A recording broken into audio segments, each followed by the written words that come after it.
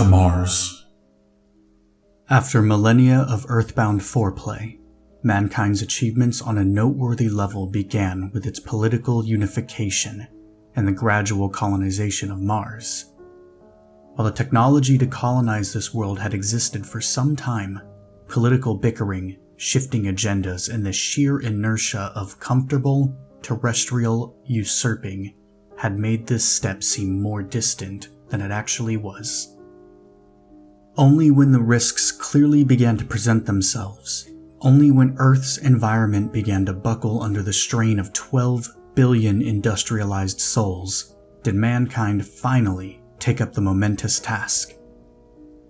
All through the decades, traveling to and later settling on Mars had been envisioned as quick, relatively easy affairs, complicated but feasible, and manageable in short term. As the push finally came to a shove, it was realized that this was not the case. It had to go step by step. Atmospheric bombardment by genetically tailored microbes slowly generated a breathable atmosphere in a cycle that took centuries. Later, a few cometary fragments were knocked off course to bring forth seas, oceans, water. When the wait was finally over, remnants of Earth's flora and fauna were introduced as specifically modified Martian remakes. When everything was ready, people came from their crowded world. They came in one-way ships, fusion rockets, and atmospheric gliders packed to the brim with colonists, sleeping in dreams of a new beginning. The first steps on Mars were taken not by astronauts, but by barefoot children on lush, biosynthetic grass. The Martian Americans. For several hundred years, Mars remained as a backwater, prospering but still dim compared to the splendor of Earth, which was glowing brighter than ever before. Thanks to the relocation of environmentally demanding industries to Mars, Earth could usurp everything without having to damage its tired biosphere. This was the terrestrial heyday, the climax of economic, cultural, and social development on old Earth. This, however, was not to last. Like the gradual separation of America from her European mother, the governments of Mars adopted a new Martian identity. They became the Martian Americans. The difference between Earth and Mars was not only political. A few generations in the lighter gravity gave the new Americans a spindly, lithe frame that would look surreal in their old home. This, combined with a certain amount of genetic engineering, took the Martians' separation to a new level. For a while, the silent schism between the two planets was mutually accepted, and the balance of power hung in an edgy equilibrium. But the Terra-Martian standoff did not and could not last forever. With limitless resources and an energetic population, Mars was bound to take the lead. Civil War. The Martian turnover was expected to occur in two ways, either through long-term economical gains or by a much shorter but painful armed conflict. For almost 200 years, the former method seemed to take effect, but the gradual stretch eventually did break in the most destructive way. Almost since its establishment, Martian culture was suffused with an explicit theme of rebellion against Earth. Songs, motion pictures, and daily publications repeated those notions again and again until they became internalized. Earth was the old, ossified home that held humanity back, while Mars was new, dynamic, active, and inventive. Mars was the future. This ideology eventually reached its semi-paranoid revolutionary apex. Roughly 1,000 years from now, the nations of Mars banned all non-essential trade and travel with Earth. For Earth, it was a death sentence. Without the resources and industries of Mars, the terrestrial heyday would quickly devolve into a pale shadow of its former glory. Since a trade of essential goods continued, nobody would starve, but for every citizen of Earth, the Martian boycott meant the loss of up to 3/4 of their yearly income. Earth had no choice but to reclaim its former privileges, by force if necessary. Centuries after her political unification, Terra geared up for war. Most thinkers and fantasists of previous times had imagined interplanetary war as a glorious, fast-paced spectacle of massive ships, one-man fighters, and last-minute heroics. No fantasy could have been further from the truth. War between planets was a slow, nerve-wracking series of precisely timed decisions that spelled destruction on biblical scales. Most of the time, the combatants never saw each other. Most of the time, the combatants were not there at all. War became a duel between complicated autonomous machines programmed to maximize damage to the other side while trying to last a little longer. Such a conflict caused horrendous destruction on both sides. Phobos, one of Mars' moons, was shattered and rained down as meteorite hail. Earth received a polar impact that killed 1/3 of its population. Barely escaping extinction, the peoples of Earth and Mars made peace and reforged a united solar system. It had cost them more than 8 billion souls. Star People. The survivors agreed that massive changes were necessary to ensure that such a war never occurred again. These reforms were so comprehensive that they entitled not political, economical, but biological changes as well. One of the greatest differences between the people of the two planets was that over time, they had almost become different species. It was believed that the solar system could never completely unify until this discrepancy was overcome. The answer was a new human subspecies, equally and better adapted not only to Earth and Mars, but to the conditions of most newly terraformed environments as well. Furthermore, these beings were envisioned with larger brains and heightened talents, making them greater than the sum of their predecessors. Normally, it would be hard to convince any population to make a choice between mandatory sterilization and parenting a newfangled race of superior beings. However, memories of the war were still painfully fresh, and it was easier to implement these radical procedures in the wake of such a slaughter. Any resistance to the birth of the new species did not extend beyond meager complaints and trivial strikes. In only a few generations, the new race began to prove its worth. Organized as a single state and aided by the technological developments of the war, they rapidly terraformed and colonized Venus, the asteroids, and the moons of Jupiter and Saturn. Soon, however, even the domain of Sol grew too small. The new people who inherited it wanted to go further, to new worlds under distant stars. They were to become the Star People. Colonization. Even for the Star People, interplanetary travel was a momentous task. Early minds had boggled over the problem, and fantasies such as faster-than-light travel and hyperspace emerged as the only solutions. Simply put, it was impossible to take a large number of people with enough supplies to even the closest star to make colonization feasible. The existing technologies could only slug around at mere percentages of light speed, making the journey an epoch-spanning affair. Enormous generation ships were conceived and even built, but these succumbed to technological difficulties, or an onboard anarchy after only a few cycles.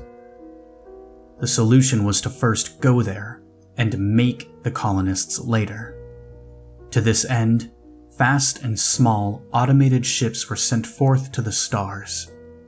On board were semi-sentient machines programmed to replicate and terraform the destination and construct its inhabitants from the genetic materials stored on board.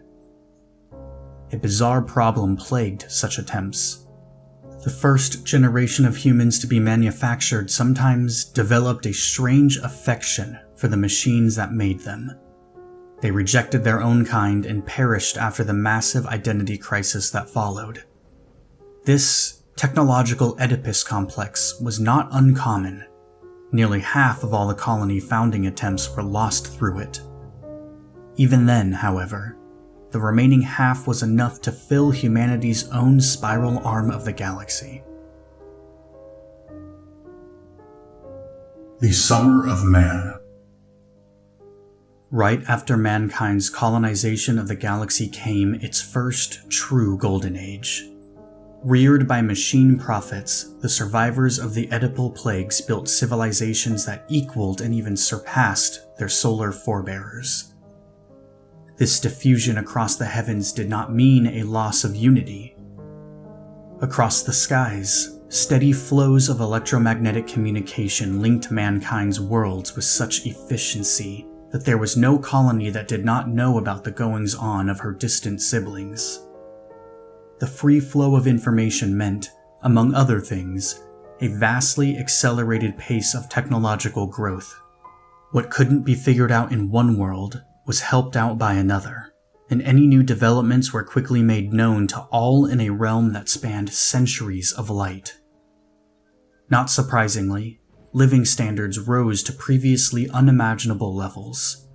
While this did not exactly mean a galactic utopia, it was safe to say that people of the colonized galaxy lived lives in which labor, both menial and mental, was purely compulsory. Thanks to the richness of the heavens and the toil of machines, each person had access to material and cultural wealth greater than that of some nations today.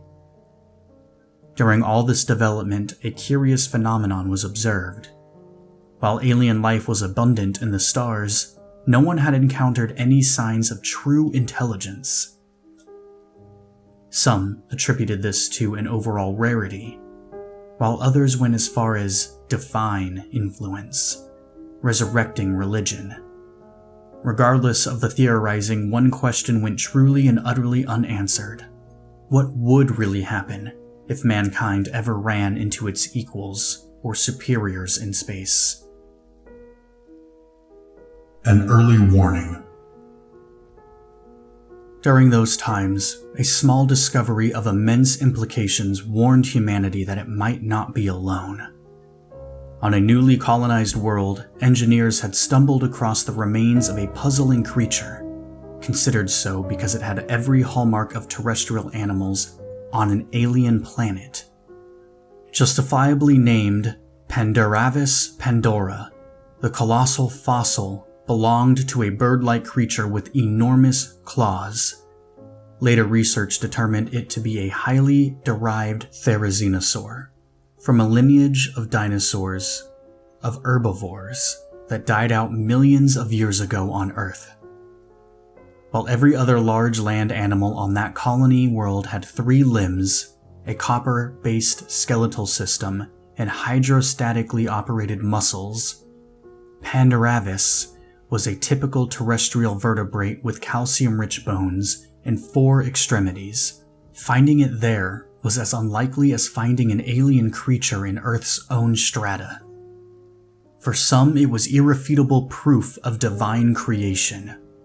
The religious resurgence, fueled at first by mankind's apparent loneliness in the heavens, got even more intensified.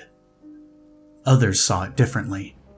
Pandaravis had shown humans that entities, powerful enough to visit Earth, take animals from there and adapt them to an alien world, were at large in the galaxy.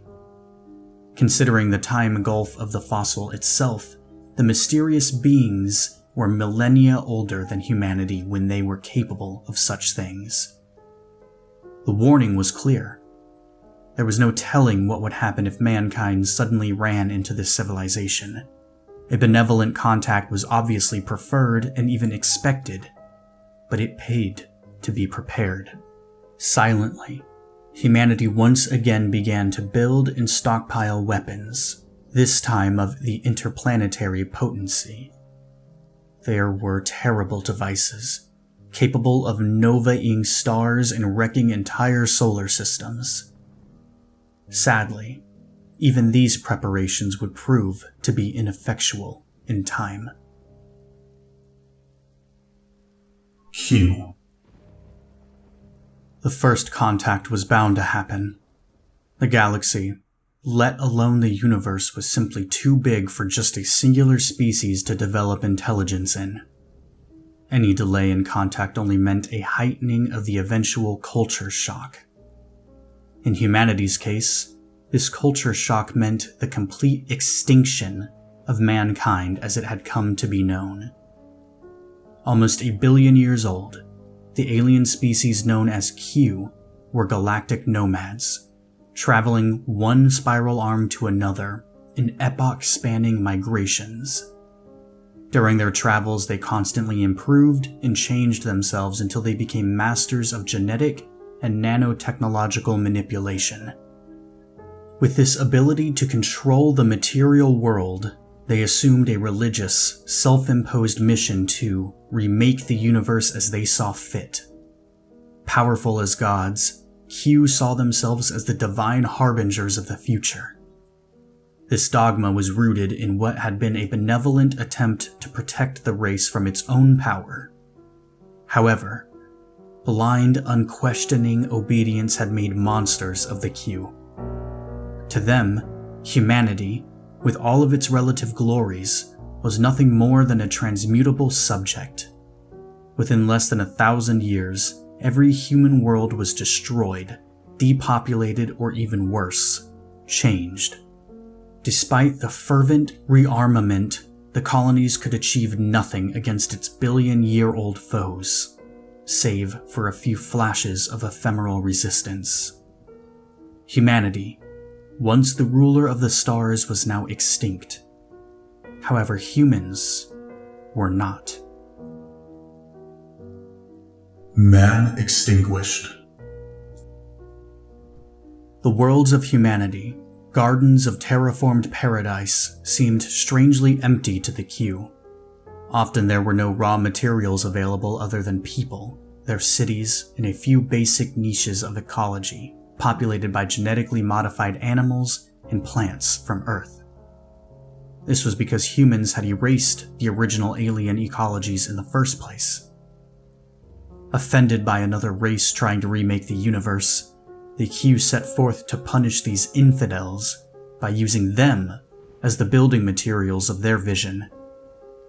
While this led to a complete extinguishment of human sentience, it also saved the species by preserving its genetic heritage in a myriad of strange, new forms. Populated by ersatz humans, now in every guise from wild animals to pets to genetically modified tools, Q reigned supreme for 40 million years on the worlds of our galaxy. They erected kilometer-high monuments and changed the surfaces of entire worlds, apparently to whim. One day they departed as they had come, for theirs was a never-ending quest, and they could not stop until they had swept through the entire cosmos. Behind them, the Q left 1,000 worlds, each filled with bizarre creatures and ecologies that had once been men. Most of them perished right after their caretakers left. Others lasted a little longer to succumb to long-term instabilities. On a precious few worlds, descendants of people actually managed to survive. In them lay the fate of the species, now divided and differentiated beyond recognition. The worms. Their world lay under a scorching sun, its intensity made monstrous through the interventions of the bygone Q. The surface lay littered with husks of dead cities baking endlessly like shattered statues in a derelict oven. Yet, life remained on the unforgiving place. Forests of crystalline plants blanketed the surface, recycling oxygen for the animal life that teemed underground. One such species, barely longer than the arms of their ancestors, was the sole surviving vertebrae. Furthermore, it was the planet's last heir of the Star People. Distorted beyond recognition by genetic modification, they looked like pale, overgrown worms.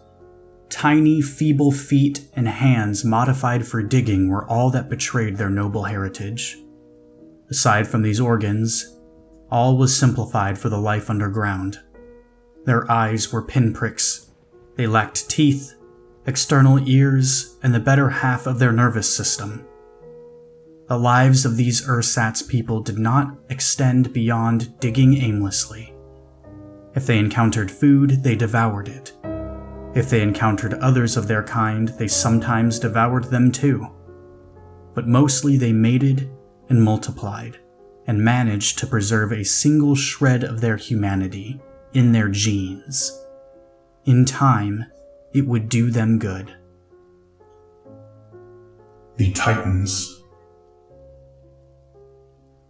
On the endless savanna of a long-extinguished colonial outpost, enormous beasts roamed supreme.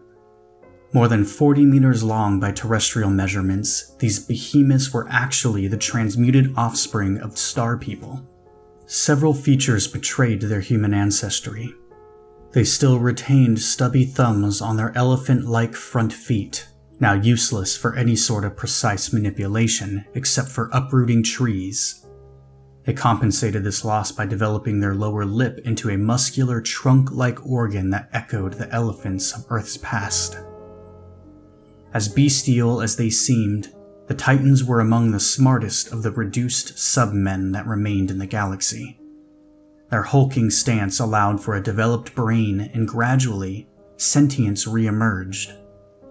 With their lip trunks, they fashioned ornate wood carvings, erected hangar-like dwellings, and even began a form of primitive agriculture. With settled life came the inevitable flood of language and literature. Myths and legends of the bygone, half-remembered past were told in booming voices across the vast plains. It was easy to see that within a few 100,000 years, humanity could start again with these titanic primitives. Sadly, as a catastrophic ice age took over the Titans' homeworld, the gentle giants disappeared, never to return. Predators and prey. Devolved predators were common among humanity's feral worlds. Most of the time they resembled the vampires, werewolves, and goblins of bygone lore, hunting equally subhuman prey with a combination of derived weaponry. Some had enormous heads with large killing teeth. Others tore their victims apart with talon-like feet. But the most common kinds bore modified fingers and thumbs, bristling with razor-sharp claws. The most efficient of these predators lived in one of mankind's first off-world colonies. In addition to paw-like hands with switchable thumbs, they also had gaping, tooth-studded jaws on disproportionate heads with large, sensitive ears. All of these served to make them the dominant predators on their home planet.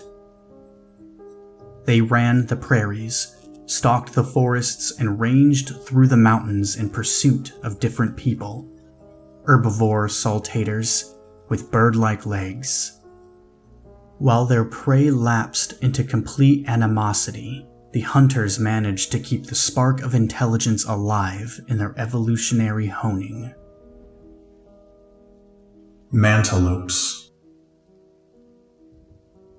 Not all devolved people lapsed into complete bestiality. Some held on to their minds while losing all of their physiological advantages to the genetic meddling of the Q. A singular species was a prime exemplar.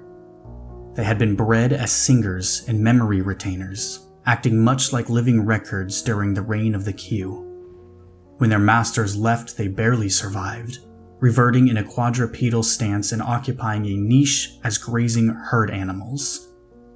This change was so abrupt that the newly evolved Mantelopes endured only due to the forgiving sterility of their artificial biosphere.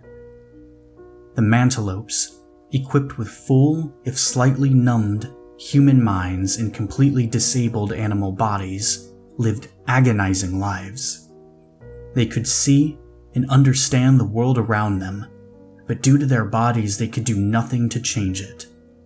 For centuries, mournful herds roamed the plains, singing songs of desperation and loss. Entire religions and oral traditions were woven around this crippling, racial disability, as dramatic and detailed as any on bygone Earth. Fortunately, the selective forces of evolution made their agony a short-lived one. Simply put, a brain was not advantageous to develop if it could not be put into good use. A dim-witted, half-minded Mantelope grew up faster than a smarter one, and grazed just as efficiently. The Mantelope's animal children overtook them in less than 100,000 years, and their melancholic world fell silent for good. Nothing was sacred in the evolutionary process. The swimmers. Perhaps because their life cycle involved an aquatic larval stage, the Q had transmuted a large number of their human subjects into a bewildering array of aquatic creatures. Taken care of by specially bred attendants, these post-human water babies came in every shape and size imaginable. There were limbless, ribbon-like varieties of eel people, huge, whale-like behemoths, decorative people who swam by squirting water out of their mouths, and horrifying multitudes of brainless wallowers that served as food stock. All of them were perfectly domesticated. All of them went extinct when their masters left, all save a few lightly mutated, generalized forms. These swimmers still resembled their human ancestors to a large degree. They had no artificial gills, their hands were still visible through their front flippers, their feet were splayed affairs that functioned like a pair of tail flukes. Recognizably human eyes peeked through their blubbery eyelids, and they spoke to each other, though not in words and never in sentient understanding. For millennia, they swam the oceans of their ecologically stunted world, feeding on diversifying kinds of fish and crustaceans, survivors of the food stock originally imported from Earth. With the intervention of the Q gone, natural selection resumed. The swimmers became more streamlined to better catch their fast prey. The prey responded by getting even faster, or evolving defensive countermeasures such as armor, spikes, or poison. Their evolution back on track, the swimmers drifted further and further away from their sentient ancestry. They would wait for a long time indeed to taste that blessing again. The lizard herders.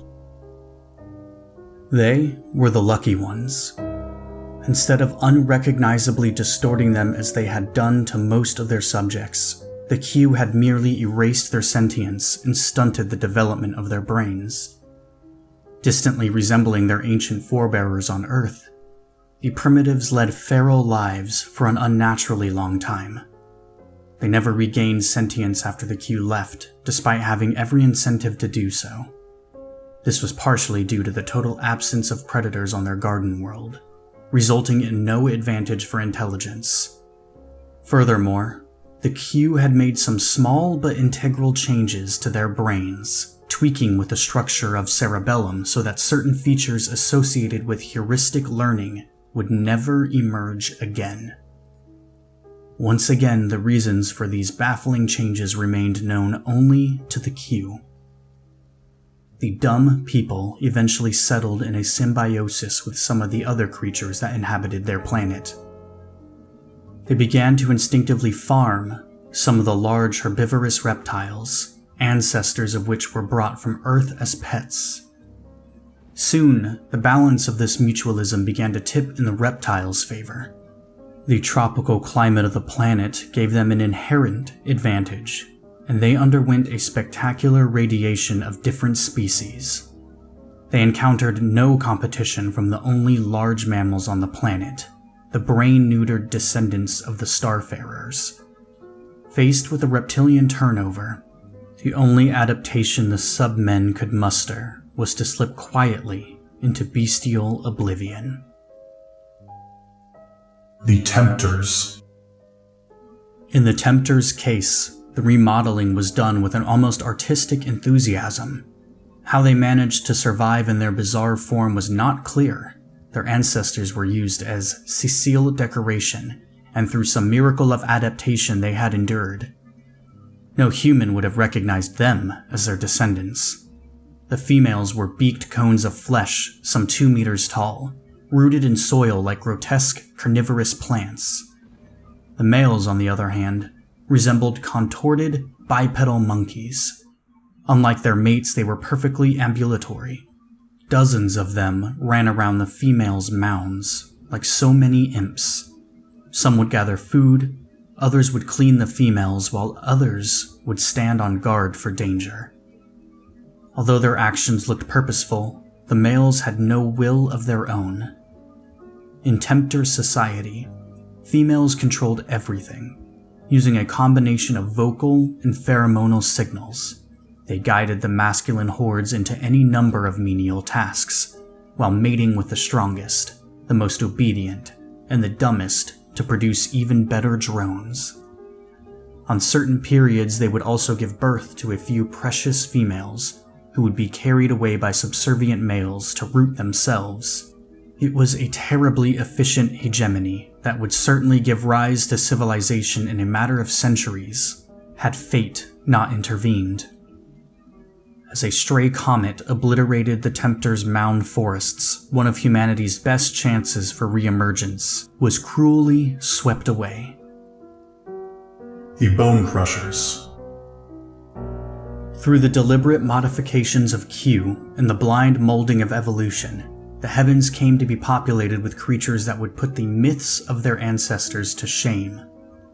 Their ancestors were pint-sized pets of Q that were bred for the dazzling colors of their tooth-derived beaks. When their masters left, most of these pampered creatures died, with no one or nothing left to take care of them. But some, belonging to the hardiest breeds, survived.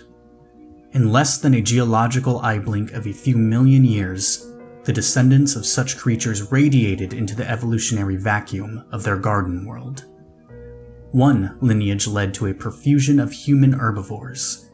These were preyed upon by a variety of enamel-beaked raptors. Each evolved to deal with a specific prey. Among these generalized niches were entire assemblages of specialized animals, resembling anything from ibis-billed swamp sifters to splendorous forms with bizarre crests that flared out of their toothy beaks. There were even secondarily sentient forms, in the shape of the ogre-like bone crushers. To one observer of today, they would indeed be the stuff of nightmares. 3 meters tall and hairy, sporting vicious thumb claws and enormous beaks that suited their scavenging diet. Despite their shortcomings, these corpse-eating primitives were one of the first species to attain intelligence, and although primitive, a level of civilization. All of these proved the fallacy of human prejudice in the post-human galaxy. A creature could feed on petrifying meat, stink like a grave, and express its affection by defecating on others, but it might as well be your own grandchildren, and the last hope of mankind. In eventuality, however, not even the bone crushers fulfilled this promise. Their dependency on carrion for food limited their populations severely, and their medieval civilizations crumbled after a few uneventful millennia. The Colonials. Their world had given the toughest resistance against the Q onslaught. So tough, in fact, that they had turned back 2 successive waves of the invaders, only to succumb to the third. And of course, the Q, with their twisted sense of justice, wanted to make them pay. Even extinction would be too light a punishment for resisting the star gods. The humans of the rogue world needed a sentence that would remind them of their humiliation for generations to come. So they were made into disembodied cultures of skin and muscle, connected by a skimpy network of the most basic nerves. They were employed as living filtering devices, subsisting on the waste products of Q civilization like mats of cancer cells. And just to witness and suffer their wretched fate, their eyes, together with their consciousness, was retained. For 40 million years they suffered, Generation after generation were born into the most miserable of lives while absorbing the pain of all that they were going through. When the Q left, they hoped for a quick extinction, but their loneliness had also made them efficient survivors. Unchecked by the Q, the Colonials spread across the planet in quilt-like fields of human flesh. After an eternity of tortured lives, the human fields tasted something that could almost be described as hope.